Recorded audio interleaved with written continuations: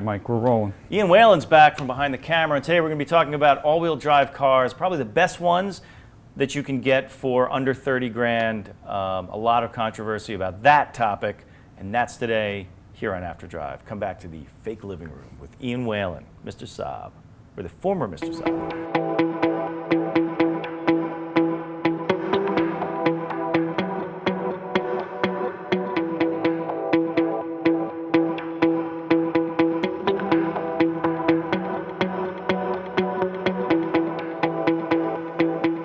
So welcome to After Drive, Ian, the former Mr. Saab. So what happened since last you sat on this couch talking about Saabs? So I think last time I was here, I sold my 9.3 Vigan. Yes, you did. And everyone thought I was looking at buying a BRZ from all those BRZ or that shows. Yes.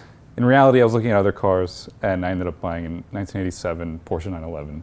Wow. So you saw the show from a couple of weeks ago where we talked about 911? No, I bought it in November.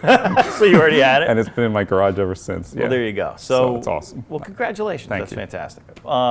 You don't have to do a lot of work to it. It's in good shape. It's awesome shape, 79,000 miles. Great car. Very good. So today's show, we're talking about all-wheel drive. And this show sprang out of, what we wanted to do was one of those like shows that we usually do where it's like, here are 3 all-wheel drive cars you have to buy tomorrow, yada, yada, yada, right? That stuff. Trademark. Trademark, right, exactly. And so what we did was I went on Facebook the other night. I was going to say last night, but we're taping this, right? So this is Thursday. I put like Tuesday night, went to Facebook and asked the question, what's the best all-wheel drive car you can get for under 30 grand? And I walked away, and 5 minutes later I came back and there were 70 responses. So now there are like 300 responses. So I realized that the all-wheel drive question is a much bigger question that can't be answered in just one show. And we would want to do a show that does that whole, like, here are 3 all-wheel drive cars or 5 that you have to buy today. But we'd rather have some cars around. So we'll get there. We're going to get there. And so what we can use today's show for is talking about some of the cars that you guys picked, and then to have you guys go into the comments and continue the discussion about which all-wheel drive cars are the ones that you would buy today to preserve classics just because they're cool, because they're great cars, and they're not fail-wheel drive, and Anyway, no, but I mean, we always talk about rear-wheel drive. All-wheel drive is a huge part of all of our automotive lives. So, especially here in the Northeast. Enthusiasts like all-wheel drive. Yeah. Oftentimes. All-wheel drive is big. All right. So here's the thread. I'll put the link in the comments. Okay. And not in the comments, in the description. So a couple of the things that you guys said. Now, don't forget, 300 responses so far on this. And usually it's like 100. Like 20,000 people have seen this Facebook post that we did. Well, there's a lot of really cool all-wheel drive cars that we didn't even think of when we first talked about this. And that's the thing. We thought of the usual suspects. Right. And then people started coming up with cars that I haven't thought of in years, right?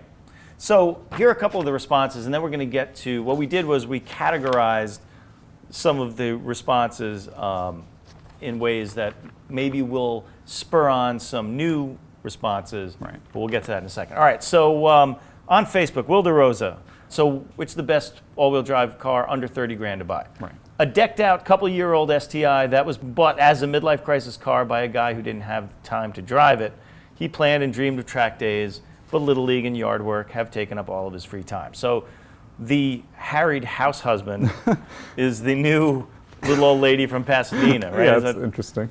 No, but I get that. I totally get that. Yeah. It's like the guy, it's sort of like the guy who buys the STI before he gets married, and then all of a sudden they have to buy a minivan. Right. That sucks. That sucks for him, but it doesn't suck for the person that's going to buy it from him with only 20,000 miles on it. Thanks for buying that car new. Right, exactly. And taking care of it for 5 minutes. Exactly. And eating all the depreciation.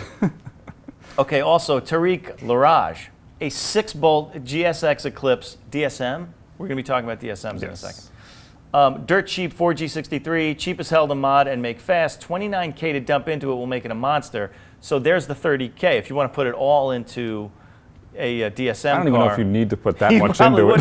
You could probably win. If they didn't ban it from drag racing, from pro drag racing because it was too fast, but that's a whole other story. Among the lightest of the all-wheel drive cars and huge aftermarket, of course. DSMs, we'll be talking about in a second. Sort of what we had before the Evo and the STI Yeah. made their way over here.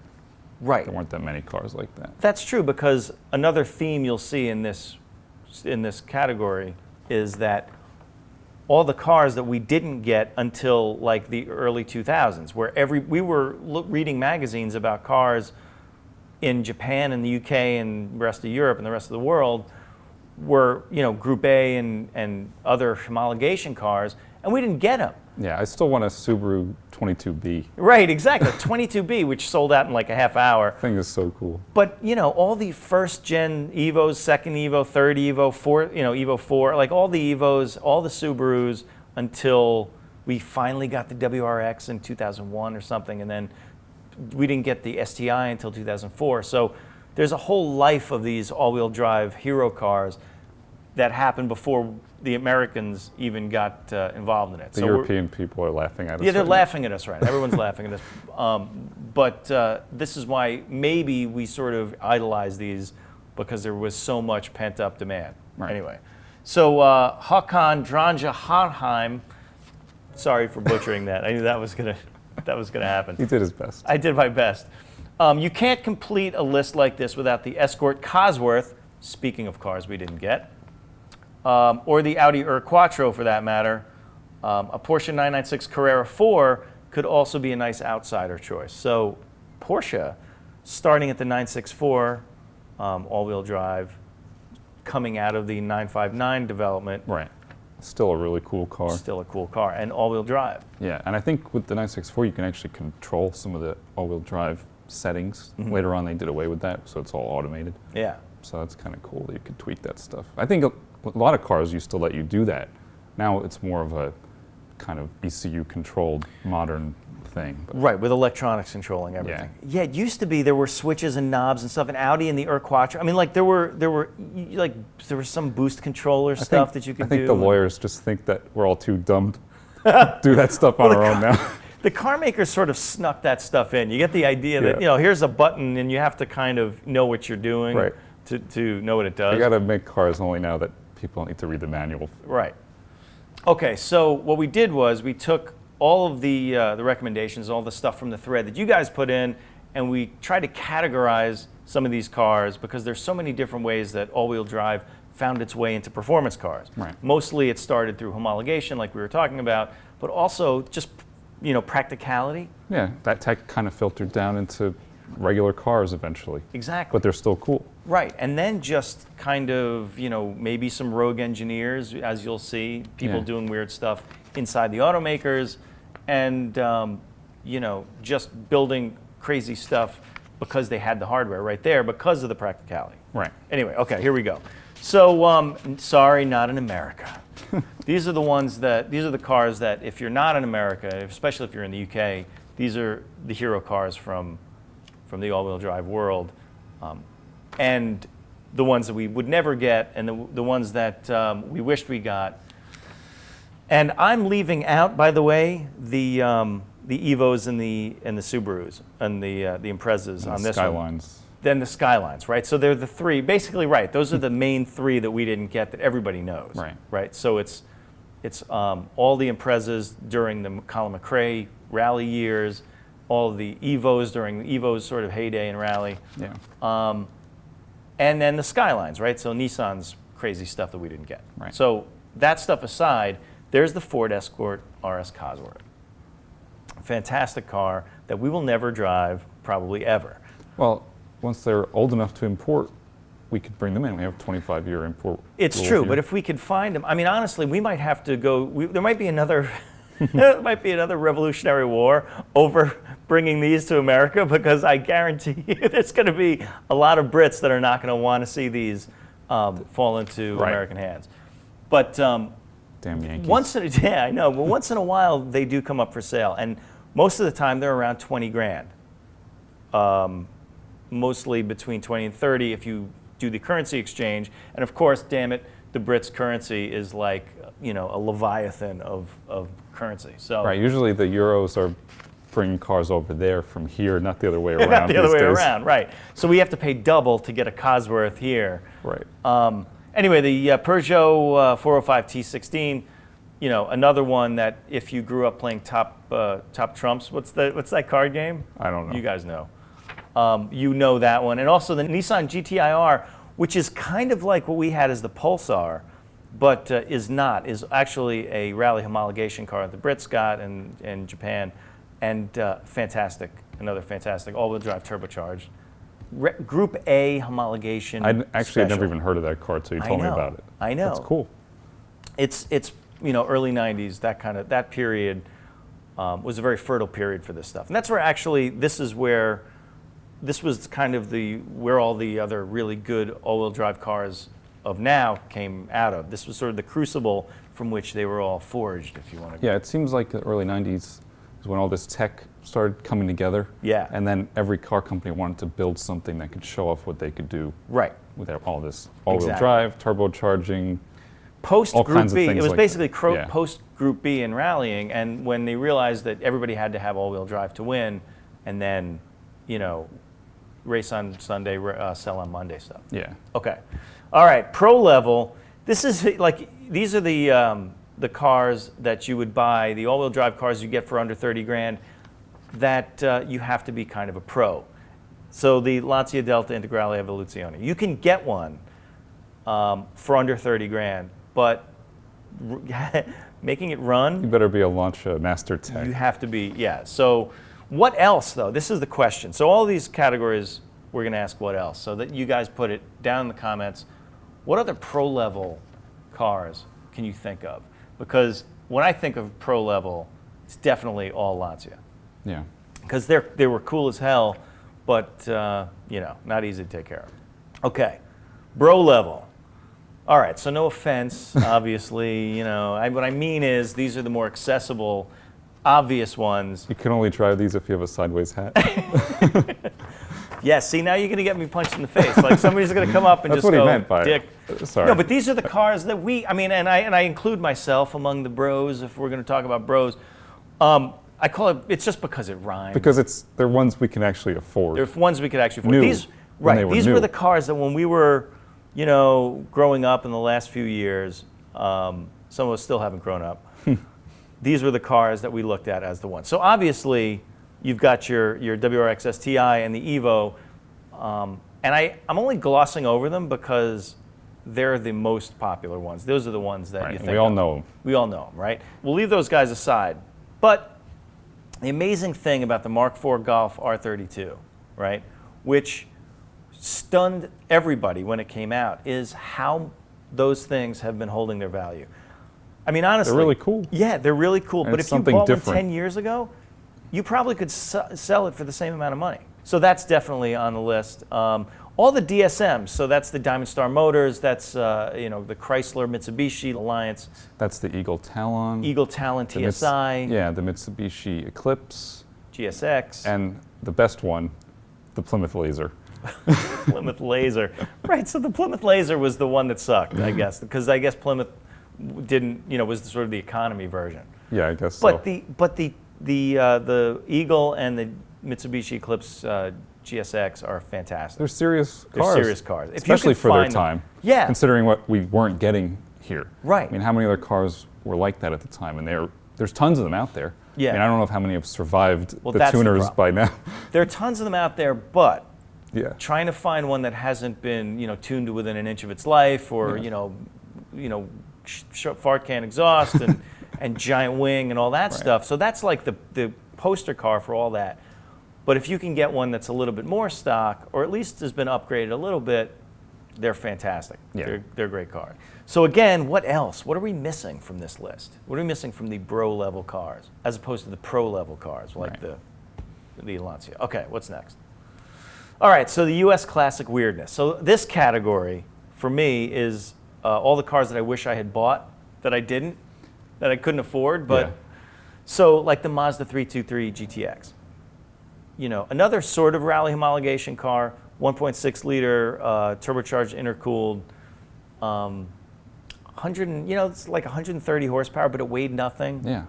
I used to see those around once in a while. I don't think I've seen one forever. No, I but- haven't seen one in a while, but you're right. You would see, especially, again, a Northeast thing, but I would see Yeah. those a lot.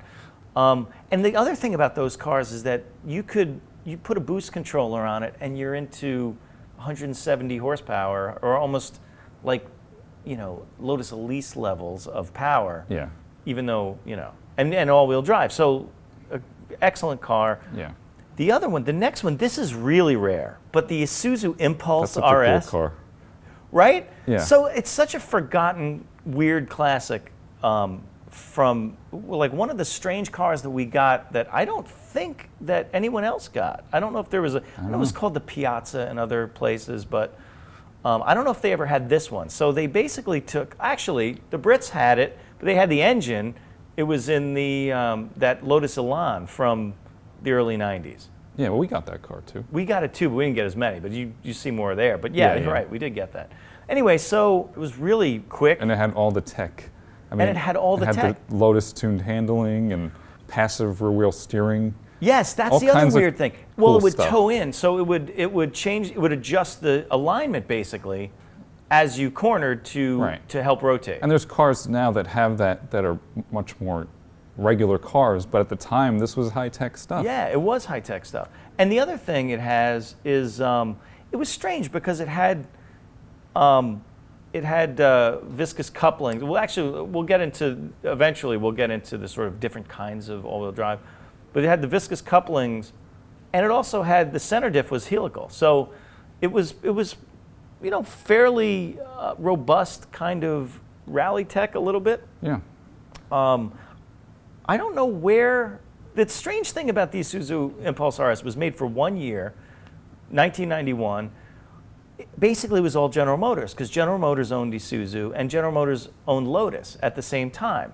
So, sort of all that weird crap came together, and this car was the thing that came out of it, and it was really good. And if you could find one now, buy it in good condition. You might know the shape of that car from the Geo Storm. Yeah, the Geo Storm. They were ugly. I mean, Those are ugly, but this was is the actually best good looking one. looking. Yeah, I mean, it's exactly. funny. You could see, how just a few little tweaks really make a difference. Yep, totally. All right. Okay, so this is a crowd pleaser. The GMC Cyclone pickup truck, right, was basically a Sonoma pickup, As recently driven by our pal Matt. Oh, that's right. He did that. Yeah, And it was all modified. we'll put the B-roll in now. Yeah. Anyway, so Matt drove this. The Cyclone was fantastic. 4.3 liter, kind of 3/4 of a small block Chevy engine, right? And Garrett turbo, and a Borg Warner transfer case. 0 to 60, honestly, 1991, 1992, 0 to 60 in 4.5 seconds. When almost nothing went that fast. I mean, a Grand National was almost that fast. It's not that light. And it's not, well, that's true, yeah. The other thing is that there were more truck races back then, right? Yeah. So you could turn on the TV on a Saturday afternoon, and Wide World of Sports would be playing like the mini truck races. Yeah. So there was more kind of excitement around mini trucks as performance vehicles, right? So Right. they put this thing out, and then a year later they did the GMC Jimmy version, the SUV version, Right. which was a little bit slower because it was shaped like a brick. Maybe a little more practical. Probably a little bit more. What are you practical. really going to haul in that pickup You're gonna haul truck? nothing. You're gonna haul ass, is what you're gonna haul. All right, moving on to the Subaru SVX. I Kind love of a that car. forgotten classic. Yeah, Giugiaro design. Yes. It looked really futuristic, especially for It the did. time, especially compared to other Subarus that they had those wedge-shaped things Yeah. that were cool, but this thing looked like almost like a concept car when it came out. It did, and it looked like, I mean, you're right, compared to all the other Subarus, it looked like one of the designers did a bunch of acid, and everybody went, okay, well, we'll just build that. and had the window within the window thing, Yeah, right, the window within the window and the A-pillar. which is a Giugiaro thing, which is like the DeLorean. Strangely upmarket for Subaru at the time. Yeah, I think they just wanted to show what they could do. Yeah. And Kind of a unfortunately- Halo, I guess. Yeah, it Halo was a thing. GT car. It only came in automatic, which is a shame. Yeah. I don't think it was all that successful for Subaru because they never made a successor to it. But there's a rich community with SVX enthusiasts. There's actually people putting manuals from Imprezas Wow. into these cars, and Yeah. it actually really changes the character. I had a friend with one. It was great. So you're from New Jersey, right? Yeah. I was on Auto Trader. Now this guy is selling a Subaru SVX that he restored lovingly to better than new condition. It's like, you know, there's a ton of aftermarket stuff in it, but he wants like 20 grand for it. So, you know, that's a level of kind of loyalty and insanity that you might not find everywhere in these cars. Yeah. But if you do, maybe that's, if you're really into the SVX, you want a really good one like that, you might want to go and check him out. He's in New Jersey There's somewhere. probably someone that'll buy that. It seems a little expensive to me. It's high. I Yeah. mean, but But you never know. Maybe one day that'll pay off. I think that might pay off. Yeah. Anyway, what else? What else belongs in the U.S.? And I don't mean by U.S. classic weirdness, of course, it's not American cars. It's cars that we got that are sort of all-wheel drive and kind of weird. Right. All right, so now to wrap it up, the unicorn car. Have you heard of the Mosler Eldorado, I haven't heard of that. I know Mosler as a company. the supercar builder? Right. So back in 2000, everybody was talking about the Mosler, I guess it was called the Twin Star Eldorado, which was a Cadillac with a North Star engine, a 275 horsepower North Star V8 in front, right? And the typical Eldorado engine. And then in the back, there was a 300 horsepower ETC, you know, Cadillac North Star V8. Okay, so was that the South Star V8 in the back? Were you waiting all show to give me that joke? Yeah. Yeah, so North Star in front and North Star in front, South Star in the back, exactly. So strangely, both of the engines seemed to work okay together. They were attached by the throttle, of course. So ridiculous. It was the most ridiculous all-wheel drive car pretty much ever. Yeah. The crazy thing about it is that the front gears were taller, the rear gears were shorter, so they kind of worked together pretty well, right? So when one would shift, the other would shift after. But the problem was that the rear engine was always probably overdriving the front engine. I guess when you were slower, one would be more dominant. As you gained speed, Yeah, the other one would sort of be more dominant, right. just because one would be sort of generating more torque at a certain point or Yeah, pushing the other one along. I don't know. it's insane. It kind of boggles the mind. It boggles the mind, but apparently, if you go back to a test drive of it that Car and Driver did back in 2000, it actually didn't seem to handle too poorly. They would say that, yeah, there was a little bit of waggle, and then the rear would take a set, and then you could pull it through a corner, and it would actually handle pretty well. Yeah. For a car where the drivetrains are completely independent, It just sounds like a nightmare to own, but it you know, had to have been a nightmare to own. it's like a Rube Goldberg thing. And the other thing was, it cost $30,000 over the price of the Eldorado to get the Twin Star put on, Yeah. including the engine and all the work. So I'm sure some people bought them. some people bought them, and if you could find one now, I'm sure it would be more than 30 grand. Or actually, I'll bet you they're not worth more than 30 grand if you could even find one. Somebody probably wants you to give them anything for it to get rid of Just it. get rid of it. I don't know. I wish I could find one of those. If you guys know where one is, you know, just let us know. If there's any because car that you deserve to have, we it's will that. we will take our meager budget for this show, and we will buy a bus ticket, and we will go to the middle of the country and find this thing and drive it. I thought you were going to say our meager budget would buy one, but Our then meager I budget- would have been very surprised that we could afford even No, we that. could barely afford the synthetic oil that we would need for that. Yeah, no, I mean, we're in a fake living room. That's why. Right. So if Spent our whole budget on that. the table cost more than we spent on doing this show all year. Anyway, All right. so that's it for talking about all-wheel drive cars. So now it's your turn. So which all-wheel drive cars do you think are the best to buy now, under $30,000? Could be new. We didn't talk too much about new cars, but obviously the new Subaru WRX is amazing. It's under 30 grand. Yeah. So you could say that. What did we miss here? And go back to the thread, and what did the thread miss? So we're trying to really compile a lot of cars here so we can figure out what we're going to actually feature on the show that we do. So get in the comments, talk about it. Ian, thanks for coming on. Your car, you did not mention the Saab, as the former Mr. Saab. That's right. We didn't mention the car that you wanted. Bonus car. It's bonus the car, Saab yeah. Turbo X, Saab Turbo X. which is pretty rare. I Yeah. mean, they only made like 2,000 for the world, and it was the first all-wheel drive Saab. It had an electronic rear diff, which could vary torque left and right based on all these ECU calculations and. Kind of a lot of what cars have now. I mean, Yeah. the electronic diff is kind of commonplace now. Yeah, exactly. But I think those, if you're a Saab fan, will be collectible. Yeah. And you could get one probably for 15 grand now, and it's got a lot of performance, and it's very cool looking. It looks you very go. different from the rest of the Saabs. Yeah. So Saab Turbo X. Yeah. So bonus car. So again, get in the comments and go back to Facebook. Check out the link in the description, and we'll see you guys next week on After Drive. Ian Whalen. thanks, Mike. Hey, no problem.